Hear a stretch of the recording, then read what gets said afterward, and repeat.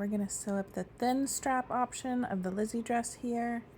I sped this first part up just a little bit because I'm just sewing up the side seams. First, the main fabric with the front and back bodice, right sides together, down both side seams, and then we're just going to repeat the same thing with the lining, front bodice, and back bodice. If you're still cutting out and you're just watching this before, or you forgot to mark the little dots, the little dot markings, I like to mark only my lining pieces with it. I like to do a pretty bold color, and that way it's really easy to see, and I'm not so worried if my marker is going to leave any kind of marking. Sometimes the markers that go away with heat can kind of bleach the fabric a little bit, or just leave something where you can tell there was something there. So I like to mark only my lining fabric. If you are still working on cutting out your pieces, there's a little tip. With right sides together, so my lining pieces are right sides out and my main fabric is inside out, we're gonna pin them together all along the top. At the side seams, you can either press them open like I am doing, or you can press one to the front and one to the back, whatever your preference is. I do recommend pressing your seam. I didn't, just for the sake of the video being shorter and quicker. I am using cotton here. It's something that I very, very, very rarely sew into clothing. Personally, I think it is super uncomfortable to wear. I prefer something with a softer hand and feel that's flowier. Also, I don't like to pay for the extra in getting a cotton woven. It's a lot less wide. It's usually 42 to 45 inches wide, where an apparel fabric is usually at least 54 inches wide. And sometimes that can be a really big difference on adult clothing and how many yards you need to buy, and just fitting certain pieces along that width on an adult body. But I absolutely had to have a fruit sundress from the Lizzy pattern, so I did it this time. So what we're going to do using those dots is we're going to sew all along all the top edges, but stopping at all the dots. So there's a little gap between each dot at all the pickups. So there's 2 pickups on the front and 2 pickups on the back where the straps will feed through. So it's about 1/2 inch seam allowance here, and then the dot will just mark where you should stop stitching. And it's about 1/2 inch between each dot as well. But instead of just explaining that in the tutorial to leave 1/2 inch in between, I thought it was easier to put the markings there. I think it's easier for myself even to have the exact markings there without having to mark it myself 1/2 inch away under the pickup. So use that pattern piece to make the markings so that you don't have to think about it, you don't have to mark it yourself, you don't have to guess. And then I'm just using a straight stitch here. Nothing fancy. I do back stitch at all of these little markings. You do want to be extremely precise here. Stop that needle right at that dot. If you get your stitching inside those 2 dots, you're going to have a really hard time feeding your straps through the casing if it's any narrower than these dots are. So make sure to go nice and slow, stop at that dot, back stitch from there, and you'll be good. Now in between the little V in the center front, again, we're just going to go from dot to dot. There is no marking on the center front with the little V where you should pivot. So I like to stick my pin just straight down from the V so that I kind of have a visual of where to stop and pivot. You can also put a little dot there if that's easier for you. That is not a marking on the pattern though, so make sure you go all the way to the center so your V is nice and even. Leave your needle down, pivot for the V, and go to this bottom dot marking here.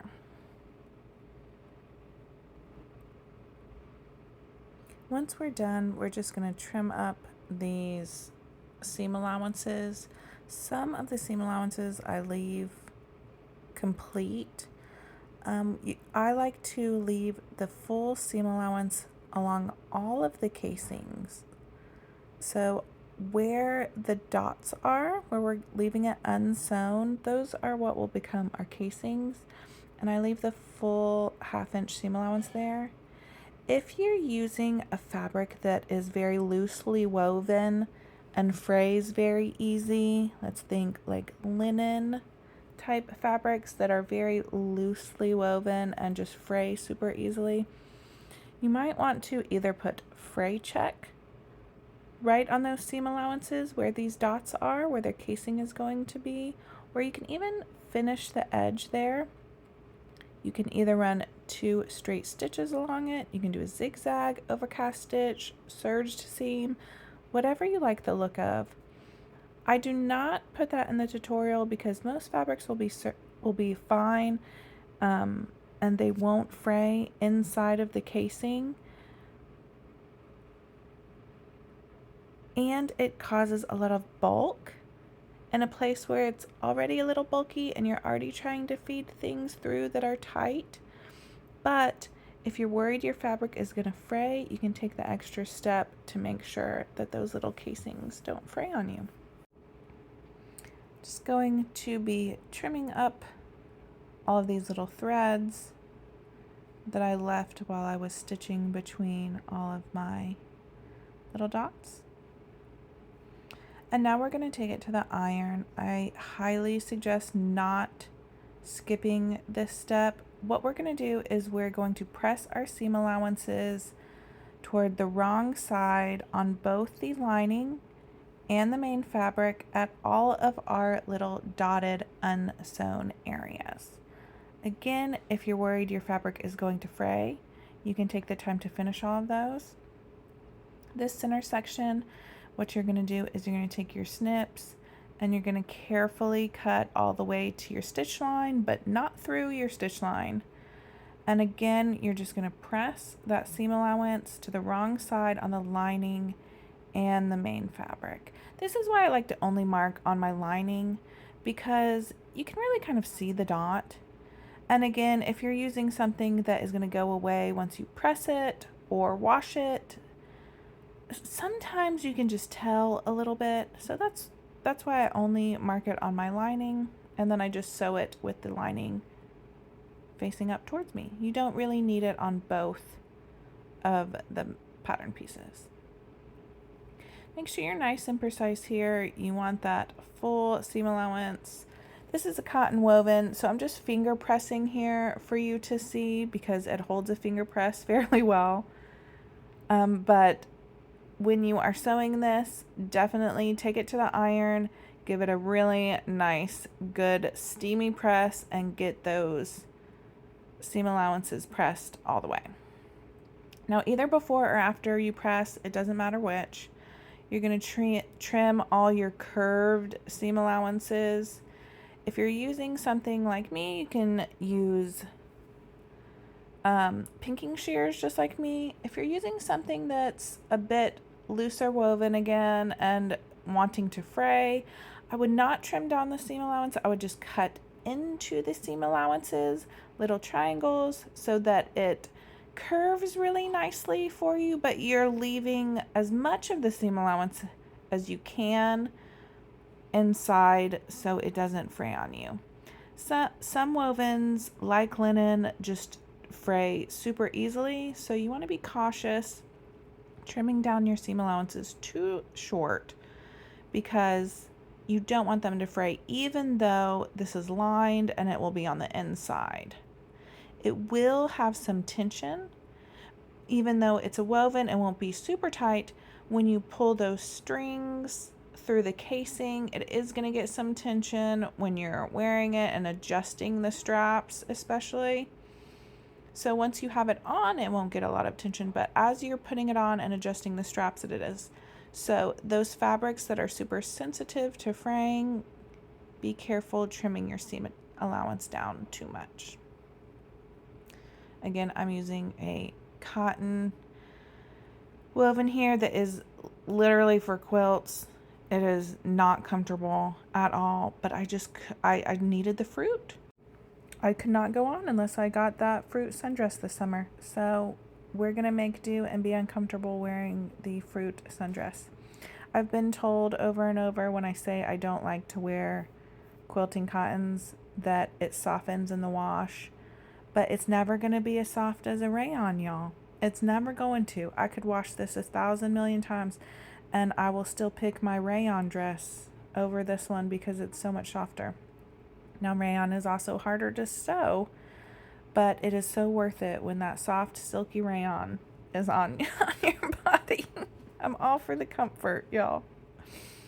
I'm just flipping this out to show you what it's going to look like. I highly recommend pressing these first and then flipping it out. It's so much easier if you press it first and then press it out. Then turn it insides out. So give it a really nice steamy press so those seam allowances are nice and creased. Then when you flip it right sides out, those seam allowances will be nice and easy to keep tucked in there. And here it is after I took it and I pressed it. And here's our little casings. So that is where we left it unsewn and pressed the seam allowances under. And what we're going to do is sew our casing now. So you're going to go from this dot right here on the marking to this dot right here. So it'll be the two bottom dots, and it's about 1/2 inch from your top. It's not about, it is 1/2 inch, but if you sewed it all perfectly accurately, it'll be 1/2 inch seam allowance here. Just start at that dot and go down to the other dot. And we're going to do that on the two fronts. And then we are also going to do it along the back. And the back is just one long swoop between the two dots. So there's our casing.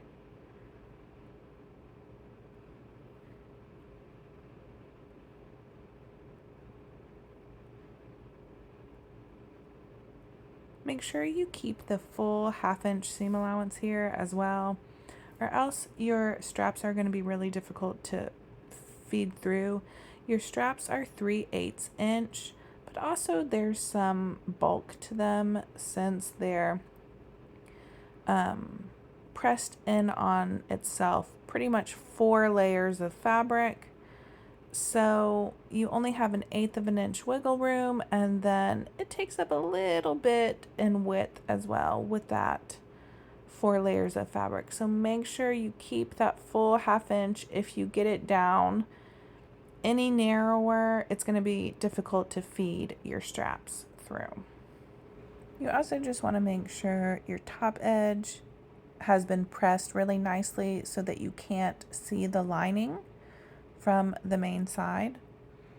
Pressing is always just the most important thing when you're sewing, especially woven fabrics like this. So take your time at the ironing board with your iron and make sure it's looking exactly how you want it to look before you're stitching anything. Okay, I'm just trimming up my threads here now at the ends of all my casings. You can also top stitch along the arm size. If you used a different fabric for the lining and the main, I suggest top stitching along the arm size and the little V. I do a really tight top stitch, probably like a 1/16 of an inch. It is optional though, and if you use the same fabric for your main and lining, probably not necessary, but it's optional there. Now we're going to move on to sewing the straps. If you're sewing the adult, we're going to make one super long strap. So we're going to stitch them together at the center back like this, press it open, and then we're going to just make one long strap.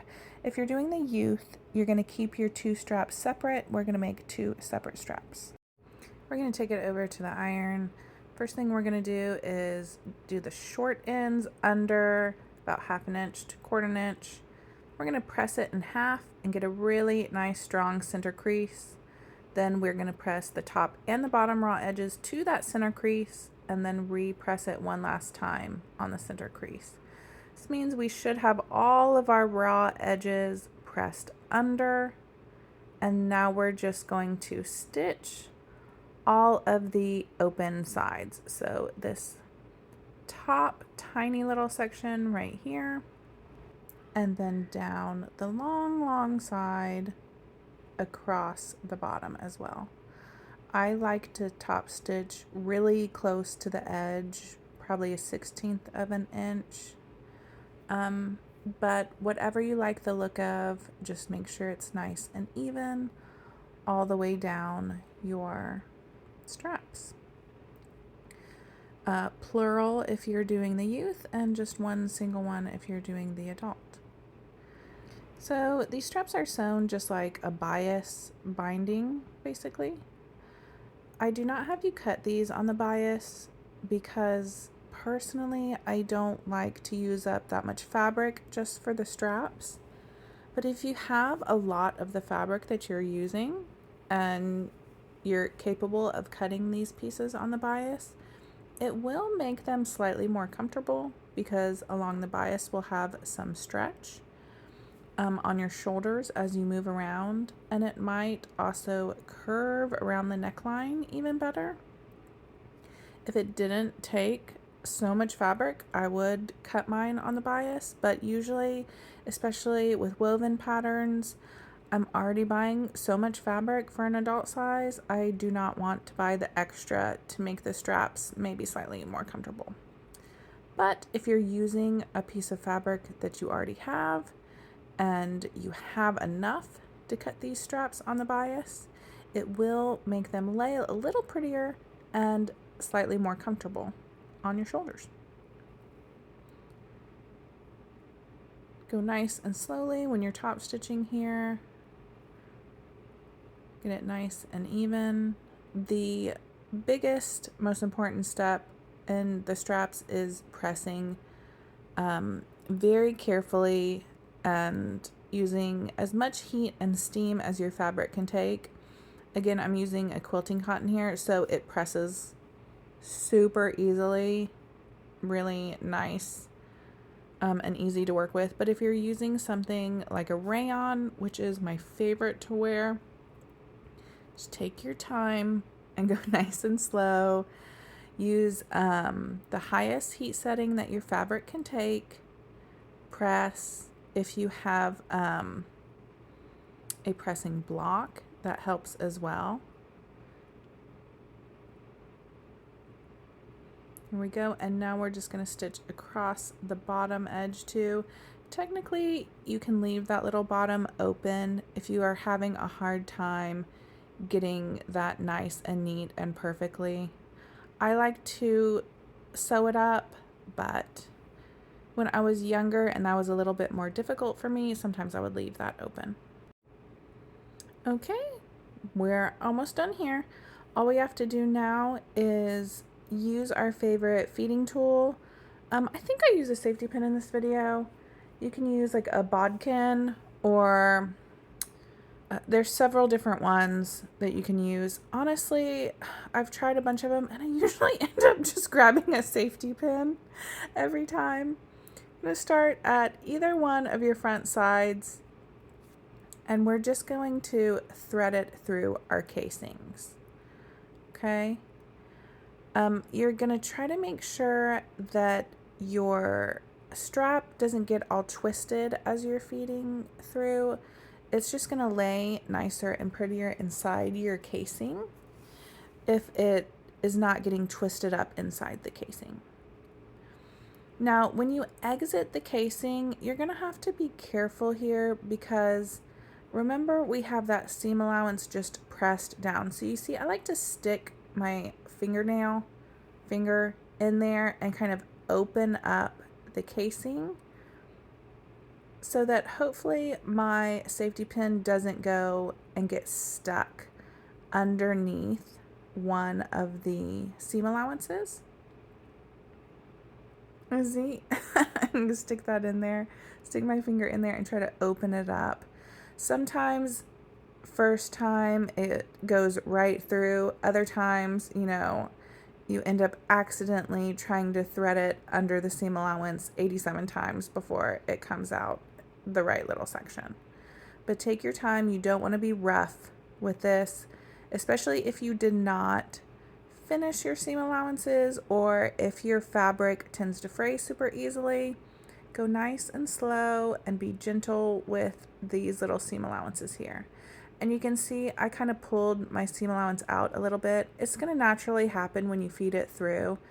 Once you're done, you can just tuck it back in.